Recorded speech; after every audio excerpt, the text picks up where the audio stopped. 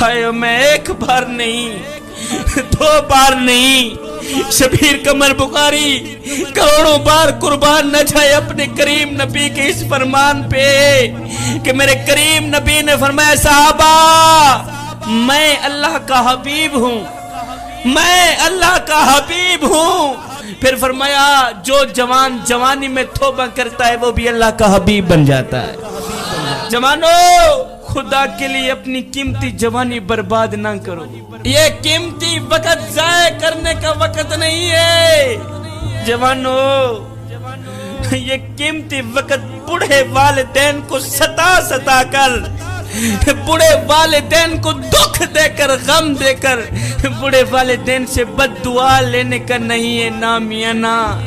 ये कीमती वक्त बूढ़े वालिदैन की खिदमत करके उनको राजी करके अल्लाह और उसके रसूल को राजी करने का वक्त है। जवानों यही वो वक्त है पक्की तौबा करके अल्लाह के महबूब बंदे बनने का। जब तुम अपनी सारी जिंदगी मालिक के नाम कर दोगे तो फिर वो सारी कायनात तुम्हारे नाम कर देगा। मेरे हुजूर अलैहिस्सलाम ने फरमाया रातों की तारीकियों में उठ उठ के कुरान पढ़ा करो, और हाँ कुरान पढ़ते वक्त रोया करो।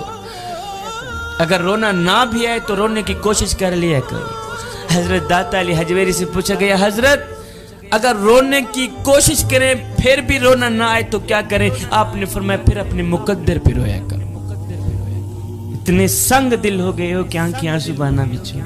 जवानों खुदा के लिए रब को पाने की कोशिश करो, रब को पाने की कोशिश करो, इसलिए कि जब रब तुम्हारा हो गया तो फिर सब तुम्हारा हो गया। आज मेरी कौम के नौजवान को जब थोड़ी सी परेशानी आती है तो नंबरदार के बुए पे बैठा नजर आता है, चौधरी की चौखट पे बैठा नजर आता है। ना बंदे ना, जब परेशानी आए दुख तकलीफ या बुरा वक्त आए तो तकिए पे रोने से बेहतर है सजदों पे रो लिए करे। जवानों जब तुम नमाज नहीं पढ़ते तो ये ना सोचा करें कि वक्त नहीं मिला, बल्कि ये सोचा करें कि तुमसे कौन सी ऐसी खता हो गई है कि अल्लाह ने तुम्हें अपने सामने खड़ा करना भी पसंद नहीं किया। सजदों की तौफीक मिलना भी रब की नेमतों में से एक नेमत है, वरना जिनसे ये तौफीक छीन ली जाती है ना फिर ना वो दुनिया के रहते ना ही आखिरत के रहते हैं। इमाम अली मकाम इमाम हुसैन रज़ी अल्लाह ताला अन्हु फरमाते हैं कि मुझे जन्नत से ज्यादा नमाज अजीज है, मुझे जन्नत से ज्यादा नमाज अजीज है, इसलिए कि जन्नत मेरी रजा है और नमाज मेरे सोने रब की रजा है। मेरे हुजूर अलैहिस्सलाम से पूछा गया हुजूर कुर्बान जाएं आपके नाम पर, एक बात तो बताएं। मेरे हुजूर अलैहिस्सलाम ने फरमाया जी मेरे उम्मती क्या पूछना चाहता है पूछ। किसी ने कहा हुजूर ये कैसे पता चलेगा कि हमारी नमाज कबूल हुई है या नहीं हुई? ये कैसे पता चलेगा कि हमारी नमाज कबूल हुई है या नहीं हुई? मैं कुर्बान जाऊं मेरे करीम नबी ने फरमाया सहाबी जब अगली नमाज पढ़ने का दिल करे तो पक्का यकीन कर लेना पिछली नमाज कबूल हो ही गई। एक नौजवान चीते के ऊपर सवार था और उसने सांप को हाथ में पकड़ा हुआ था, लाठी के जगह इस्तेमाल कर रहा था। आगे हजरत शेख सादी अली रहमान ने देखा, देखकर हैरान रह गए। हैरानी के आलम में आपने पूछा नौजवान एक बात तो बता। उसने कहा जी कौन सी बात? कहने लगा नौजवान चीता भी इंसान का दुश्मन, किबला सांप भी इंसान का दुश्मन, और ये दोनों दुश्मन तेरे साथ लाड करते चले जा रहे हैं, क्या इन्होंने तेरे साथ दोस्ती लगाई हुई? वो कैसे? उस नौजवान ने कहा हजरत जब से मैंने अल्लाह से दोस्ती लगाई है ना इन्होंने मेरे साथ दोस्ती लगा ली। जब से मैं अल्लाह का बना हूं ये मेरे बने। जवानों रब को पाने की कोशिश करो, जब रब तुम्हारा हो गया तो फिर सब तुम्हारा हो। रोटी अमीर शहर के कुत्तों ने छीन ली, फाका गरीब शहर के बच्चों में बट गया। चेहरा बता रहा था कि इसे मारा है भूख ने, हाकिम ने ये लिखा कि ये कुछ खा के मर गया। ایک غریب فقیر تھا، اس نے پھٹے پرانے کپڑے پہنے ہوئے تھے، نہایت ہی غریب، غریب ہی غریب، اس کا ایک ہی لباس تھا وہ بھی پھٹ گیا۔ اب جگہ جگہ سے ننگا جسم نظر آ رہا تھا، صبح کو کھاتا تھا شام کے لیے نہیں ہوتی تھی، شام کو کھاتے تھے صبح کے لیے نہیں ہوتی، اس کا ایک ہی لباس تھا وہ بھی پھٹ گئے۔ اب جگہ جگہ سے جسم چلک رہا تھا، وہ ایک بادشاہ کے دروازے پر گیا، جہاں بادشاہ کے کتے بندے ہوئے تھے وہاں جا کے بیٹھ گیا۔ کہتا ہے بادشاہ مجھے ایک بات تو بتا، کہا مثال کے طور پر اگر میں تیرے دروازے پر ابھی مر بھی جاؤں، بتا تو صحیح تو میرے ساتھ کیا سلوک کرے گا؟ بادشاہ نے کہا اگر تو میرے دروازے پر ابھی مر گیا تو میں یہی کچھ کروں گا، تجھے کفن دے کر دفن کر دوں گا، میں یہی کچھ کروں گا میاں، تجھے کفن دے کر دفن کر دوں گا، تجھے کفن دے کر دفن کر دوں گا۔ یہ سن کر اس غریب فقیر کی چیخ نکل گئی، غریب فقیر رو کر کہنے لگا بادشاہ میرے مرنے کے بعد جو میری مردہ لاش ڈھانپنے کے لیے مجھے کفن دو گے نا وہ آج ہی دے دو تاکہ میں اپنی زندہ لاش تو ڈھانپ سکوں۔ اللہ اکبر، اللہ اکبر۔ بادشاہ میرے مرنے کے بعد تمہارا دیے کفن کس کام کا؟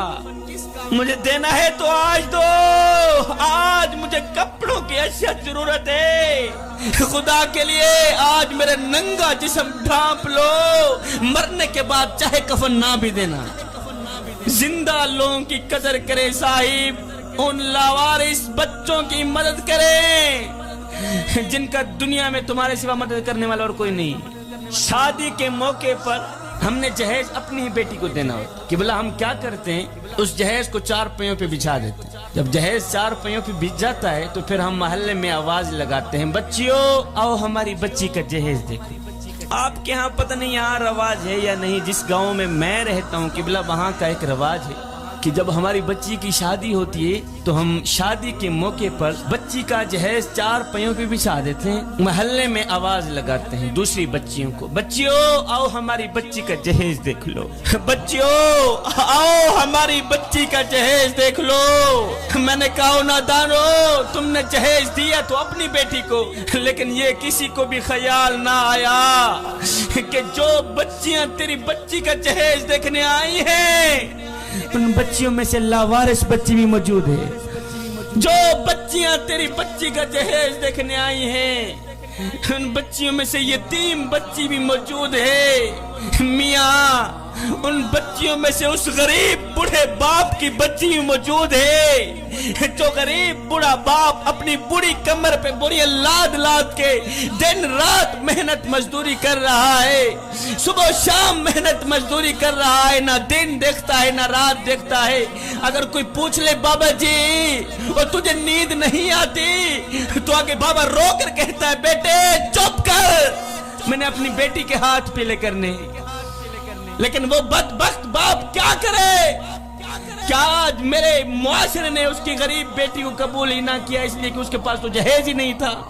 اس جہیز جیسی گندی لت نے میرے خوبصورت معاشرے کو گندا کر دیا۔ زمانہ جاہلیت میں کل تک جس عورت کی قیمت اشرفیوں سے لگتی تھی آج اس کی قیمت جہیز سے لگتی ہے۔ آئے زمانہ بدل گیا مگر انسان نہیں بدلا۔